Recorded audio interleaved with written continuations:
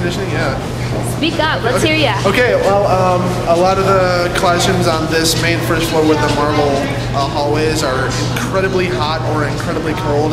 And I know on the fourth floor, the heat rises, they're also unbearably hot. But the temperature needs to be looked at, definitely.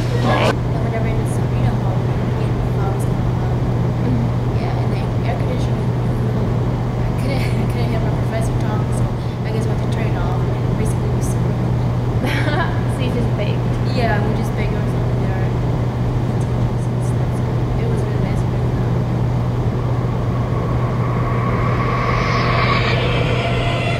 And we're frequently either turning them off because it's too noisy or turning them on because it's too hot. And it happens at least 3 times a class period. It's like, okay, we're sweating and taking off clothes, turn them on. Okay, now we can't hear the temperature, turn them off.